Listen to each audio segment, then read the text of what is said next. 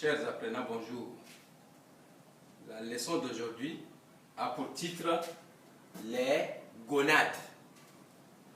Par définition, les gonades sont des glandes génitales productrices des gamètes. Ils produisent également des hormones sexuelles. Il s'agit des testicules et des ovaires.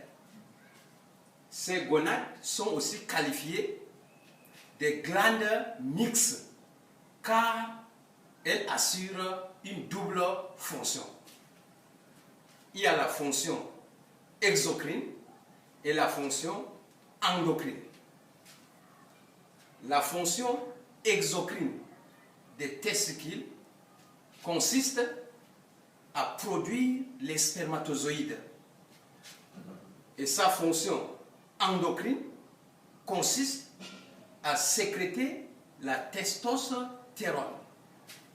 En ce qui concerne les ovaires, leur fonction exocrine consiste à produire des ovules. Et leur fonction endocrine consiste à produire deux hormones sexuelles appelées estrogène et la progestérone. Nous allons voir les testicules. Ici, vous avez la coupe longitudinale des testicules humains. Les testicules ont pour constituants suivants. Nous avons ici les lobules testiculaires. Et par testicule, on dénombre 200 à 300 lobules testiculaires. Et dans les lobules testiculaires, on trouve des structures appelées tubes séminifères. Et les tubes séminifères, ce sont des machines qui produisent, qui fabriquent les spermatozoïdes. Les lobules testiculaires sont rattachés à un réseau qu'on appelle les réseaux de Haller ou encore recteur testi, qui est relié au canal de l'épididyme. On a ici l'épididyme. L'épididyme est le lieu de maturation des spermatozoïdes. C'est-à-dire, c'est le lieu dans lequel les spermatozoïdes vont acquérir leur pouvoir fécondant et leur mobilité. C'est à ce niveau-là, au niveau de l'épididyme, que les spermatozoïdes vont devenir capables de se déplacer. Nous avons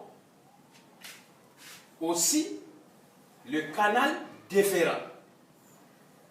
Lorsque les spermatozoïdes sortent du testicule, ils empruntent le canal déférent pour déboucher dans l'urètre afin d'être éjaculés. Et les testicules pèsent 20 grammes environ pour un adulte. Lorsque nous réalisons la coupe des tubes séminifères, comme ceci, ça c'est la coupe d'un tube séminifère. Les tubes séminifères contiennent deux types de cellules. Il y a des cellules nourricières, qualifiées de cellules de Sertoli, des grosses cellules qui assurent la régulation et la nutrition des spermatozoïdes. En dehors des cellules de Sertoli, on a également les cellules de la lignée germinale, qui sont entre autres les spermatogonies, les spermatocytes 1, les spermatocytes 2, les spermatides et les spermatozoïdes. Vous savez que la fabrication des spermatozoïdes se fait de façon centripète.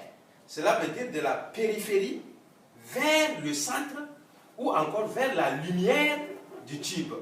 Ce vide-là, rempli de liquide sertolien, est appelé la lumière du tube. Une fois les spermatozoïdes fabriqués, ces spermatozoïdes sont évacués à ce niveau, au niveau de la lumière du tube séminifère, et les liquides les drainent jusqu'au niveau de l'épididyme. En dehors de l'épididyme, nous avons également des cellules qui entourent les vaisseaux sanguins. Ces cellules sont appelées les cellules de Leydig ou cellules interstitielles, qui ont pour fonction la synthèse de l'hormone mâle appelée la testostérone. Ce sont des cellules somatiques, mais qui se trouvent dans les testicules. Le tube séminifère est entouré d'une paroi.